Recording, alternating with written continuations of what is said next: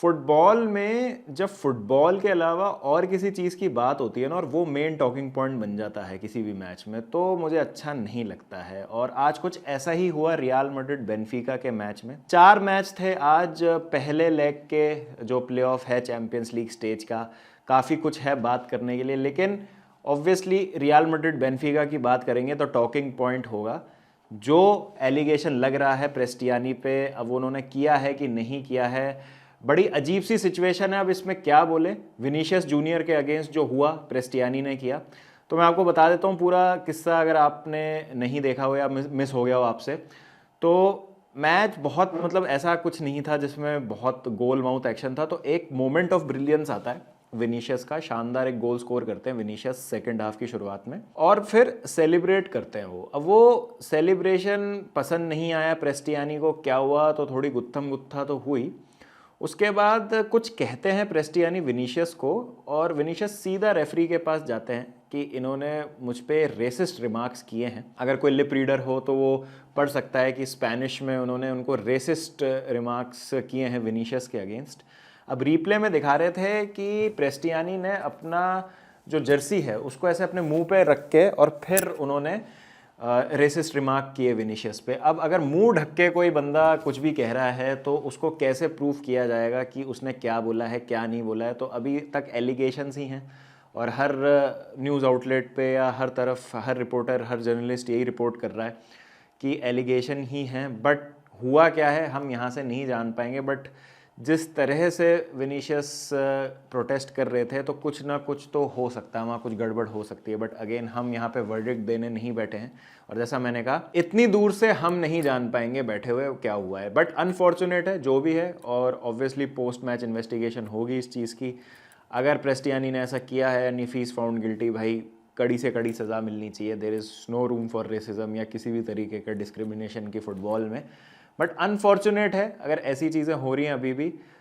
Mourinho को भी red card मिला प्रोटेस्ट के लिए, और बहुत स्टॉप स्टार्ट गेम था, फिजिकल गेम था। बट अगर मैं मैच की बात करूं 2 मिनट, तो again one of the most uneventful matches अगर हम एक्शन की बात करें, क्योंकि जो हमने ग्रुप फेज में मैच देखा था बेनफिका और रियल मैड्रिड का, वो I think game of the season था। बट ये गेम उतना ही फुस, और ये फुस इसलिए था क्योंकि रियल मैड्रिड ने फुस कर दिया बेनफिका को। और क्रेडिट टू देम, एक बहुत अच्छी डिफेंसिव परफॉर्मेंस जहाँ पे हम बात कर सकते हैं चुआमेनी की, कामाविंगा की, रूडिगर का परफॉर्मेंस बहुत अच्छा था defensively. He was all over Benfica's front line, चाहे पावलिदिस हो, प्रेस्टियानी हो, जितने भी प्लेयर्स थे बेनफिका की फ्रंट लाइन में, किसी को भी क्लियर कट चांस नहीं मिला। हार्डली किसी ने टेस्ट किया होगा थीबो कोर्तुआ को, कोई ऐसा चांस नहीं मिला पूरे मैच में बेनफिका को। एक जो मेजर चेंज दिखा था पिछली परफॉर्मेंस से, वो ये था कि ट्रेंट अलेक्जेंडर आर्नल्ड की कितनी ज़्यादा कमी खल रही थी रियल मैड्रिड को। ट्रेंट आए तो बिल्डअप में कंट्रोल आया, काफ़ी बॉल उनके पास थी। जिस तरह से वो इंटरचेंजेबली खेल रहे थे, कभी आर्दा गुलर के साथ राइट में, कभी वो स्विच कर रहे थे विंग को, और बहुत ज़्यादा क्रिएटिव थे। और अगेन एक फोर्स जो कुछ क्रिएट कर सकता है from that right hand side, कभी कभार सर्जिंग रन्स भी बना रहे थे, मिडफील्ड में इन्वर्ट होकर कंट्रोल भी कर रहे थे गेम को। तो एक बहुत अच्छा एडिशन है ट्रेंट अलेक्जेंडर आर्नल्ड का इस टीम में, और एक बहुत क्रूशल स्टेज पे वो आए हैं वापस इंजरी से, और यहाँ से रियल मैड्रिड के लिए एक नया चैप्टर शुरू हो सकता है, और ट्रेंट उनके लिए एक बहुत क्रूशल प्लेयर साबित हो सकते हैं। उसके अलावा अगर मैं बात करूँ तो क्वाइट गेम, काफ़ी ठंडा गेम दोनों ही साइड की फॉरवर्ड लाइंस का। Apart from that one moment of brilliance from Vinicius junior, आप कह सकते हैं कि एक अनइवेंटफुल सा गेम था। अब मैच शुरू हुआ तो बेनफिका ने जिस तरह से पिछला मैच खेला था ग्रुप फेज का जो लास्ट गेम था, तो बहुत ज्यादा अग्रेसिवली इंटेंसली प्रेस कर रहे थे वो रियल मैड्रिड को। बहुत मुश्किल से रियल मैड्रिड बॉल होल्ड कर पा रहे थे वहां पे, और कोर्तुआ को इतनी बार टेस्ट किया था कि अगर कोर्तुआ का वो परफॉर्मेंस नहीं आता तो वो dramatic last minute fourth goal की जरूरत नहीं पड़ती जो ट्रूबिन ने मारा था। 5-6 कुछ भी स्कोर हो सकता था बेनफिका के फेवर, मतलब 5-6 गोल आराम से मार सकती थी बेनफिका मैच में। आज मुझे लगा कि बेनफिका ने मैच तो अच्छा स्टार्ट किया, 15-20 मिनट फ्रंट फुट पे थे वो, बट क्योंकि डिफेंसिवली आज अच्छे से ऑर्गेनाइज थी रियल मैड्रिड, तो स्पेसेस उनको नहीं मिल रहे थे कुछ करने के। वो एक लास्ट पास, लास्ट शॉट हमेशा मिस हो रहा था। बट उसके बाद लास्ट के 10-12 मिनट मुझे ऐसा लगा कि रियल मैड्रिड ने पकड़ मजबूत की और अच्छे चांसेस बनाए उन्होंने, and they grew into the game. और जैसे ही सेकंड हाफ शुरू हुआ, वो गोल जो था उसने पूरा मोमेंटम रियल मैड्रिड के फेवर में शिफ्ट कर दिया और एक ज़्यादा कंट्रोल्ड परफॉर्मेंस थी आज रियल मैड्रिड की compare to the last game. और सब यही सोच रहे थे कि जैसा लास्ट मैच में हुआ था इस मैच में भी वैसा हुआ तो क्या रियल मैड्रिड बाहर हो सकते हैं, क्योंकि बेनफिका ने ऑलरेडी एक बार तंग किया है रियल मैड्रिड को। बट आज ऐसा कुछ भी नहीं हुआ। बहुत ही अच्छी परफॉर्मेंस रियल मैड्रिड की, कंट्रोल किया गेम उन्होंने और एक प्रोफेशनल 1-0 परफॉर्मेंस, ग्राइंड वाली जो विन होती है जैसा हम कहते हैं। और स्टेडियम ऑफ लाइट जो स्टाडियो द लूश जो बेनफिका का होम है, यहाँ पे हमेशा खेलना मुश्किल होता है। तो 1-0 की एक जो अवे विन है बहुत इंपॉर्टेंट है रियल मैड्रिड के लिए going into the second leg बर्नाबाओ पे।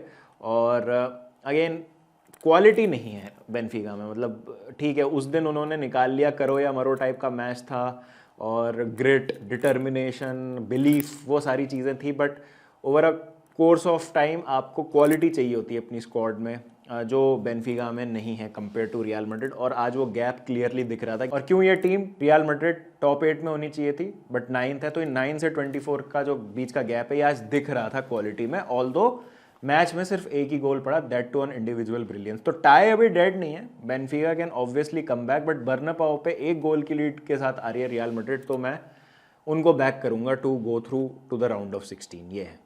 उसके बाद 3 और मैच थे। PSG मोनाको का मैच बड़ा गजब का हुआ और चेल्सी और बार्सा फैंस की नज़र ज़रूर होगी उस मैच पे, क्योंकि PSG मोनाको का जो विनर होगा और काराबाग और न्यूकासल का जो विनर होगा वो बार्सिलोना और चेल्सी से खेलेगा। तो मोनाको ने 2-0 की लीड ले ली थी PSG के अगेंस्ट और मैच बिल्कुल हमारी एक्सपेक्टेशंस के विपरीत शुरू हुआ। जिस तरह से मोनाको ने स्टार्ट किया, 2-0 स्कोर कर दिया और समझ ही नहीं आया PSG को क्या हुआ। और फिर से PSG की प्रॉब्लम्स दिखती हुई, पेपर थिन स्क्वाड है, बहुत इंडिविजुअल फॉर्म में डाउनफॉल आया है प्लेयर्स के, गोल कीपिंग जो चेंज हुआ है वो भी वर्क नहीं कर रहा है PSG के लिए, डोनारूमा छोड़ के गए हैं। तो एक प्रॉब्लम्स का जत्था PSG के पास भी है टू डील विद। लेकिन उसके बाद डेम्बेले को इंजरी हो गई या फुल्ली फिट नहीं थे तो प्रिकॉशनरी उनको हटाया। देखना होगा कि वो चेंज क्यों किया इतनी जल्दी 25 मिनट में। डेज़रे डुए आए उनकी जगह और डेज़रे डुए ने आके अपनी क्वालिटी दिखाई और गेम पूरा ही चेंज कर दिया। इसी बीच में एक पेनल्टी भी मिली थी, विटिनिया ने वो पेनल्टी मिस की, या आई वुड रादर से कोहन ने बहुत अच्छा सेव किया उस पेनल्टी को। तो ऐसा लग रहा था कि आज मोनाको का दिन हो सकता है और 2-0 की लीड एक अच्छा कुशन होगा to take back at Parc des Princes. But Desire Doue आते हैं, एक बहुत ही शानदार गोल स्कोर करते हैं। उसके बाद हकीमी आते हैं, फिर से डेज़रे डुए और क्वारत्स्केलिया, अच्छा उनका गेम था आज फर्स्ट हाफ में। जैसे ही 2-0 स्कोर हुआ तो उसके बाद PSG ने ऐसा लगा कि एक स्विच ऑन कर दिया है। हकीमी दूसरा गोल स्कोर करते हैं और फिर सेकंड हाफ में तीसरा गोल स्कोर करके 3-2 स्कोर कर दिया PSG ने। बट क्रेडिट टू मोनाको की रेड कार्ड मिला गोलोविन को, लेकिन उसके बाद भी ऐसे फोल्ड नहीं हुए। ऐसा लग रहा था कि अब तो डिस्ट्रॉय कर देगी इनको PSG, इसी लेग में टाई खत्म हो जाएगा, 5 गोल 6 गोल मार देंगे और ख़त्म कर देंगे। बट जैसा मैंने कहा अभी भी अलाइव है मोनाको, बट मैं एक्सपेक्ट नहीं करता हूँ कि PSG के होम में जाके वही 1-0 का जो मतलब एक डेफिसिट है उसको ओवरटर्न कर देंगे, एक गोल का जो डेफिसिट है, क्योंकि अब 1-0 ही मानिए आप इसको, क्योंकि अब अवे गोल्स का तो रूल है नहीं। तो ये एक चीज़ है। डॉर्टमंड जीत गई अटलांटा से 2-0, काफ़ी कंफर्टेबल विन थी वो। तो डॉर्टमंड की भी काफ़ी अच्छी परफॉर्मेंस और उन्होंने भी लगभग सर्टेन कर लिया है कि वो नेक्स्ट राउंड में जगह बनाएंगे। But match of the night was Galatasaray versus Juventus. जिस तरह से 5-2 से हरा दिया है यूवेंटस को गैलेटासराय ने, रेड कार्ड भी मिला यूवेंटस को, एक कूप माइनर्स ने ब्रेस मारा, लेकिन यहाँ पे नोआ लैंग ने भी ब्रेस मार दिया गैलेटासराय के लिए। डेविंसन सैंचेज की बहुत ही शानदार free kick, total 5 goal score किए और अब ऑलमोस्ट सर्टेन हो गया कि यूवेंटस भी नॉकआउट हो जाएंगे और गैलेटासराय का चैंपियंस लीग कैंपेन बहुत अच्छा जा रहा है, अंडर द रेडार चला गया था। लूकास टोरेरा बहुत अच्छा खेल रहे हैं गैलेटासराय के लिए, तो एक बहुत अच्छा रिजल्ट और आप कह सकते हैं sort of upset. Score line तो डेफिनेटली अपसेट वाली है, मतलब किसी ने नहीं सोचा था कि 5-2 से जीत जाएगी, 3 गोल के मार्जिन से जीत जाएगी यूवेंटस से गैलेटासराय। अगर हराएगी भी तो यूवेंटस को तो 1 गोल से हरा देगी, मैक्सिमम 2 गोल।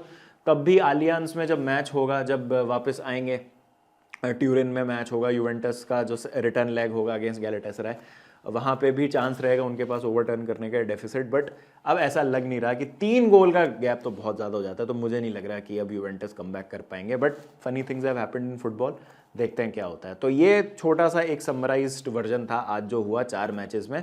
बाकी आपकी क्या राय है पूरे विनीशियस इंसिडेंट पे, मुझे बताइए कमेंट सेक्शन पे। और रियल मैड्रिड क्या आपको लग रहा है आर थ्रू या फिर बेनफिका कमबैक कर सकते हैं? And same for other games as well, PSG, Monaco, Galatasaray, Juventus and Atalanta Dortmund. जो भी होगा बताइएगा। आज बाकी के मैचेस हैं तो देखते हैं उनमें क्या होता है। तो मिलता हूँ आपसे जल्दी, जब तक ध्यान रखिए अपना, टेक केयर एंड पीस।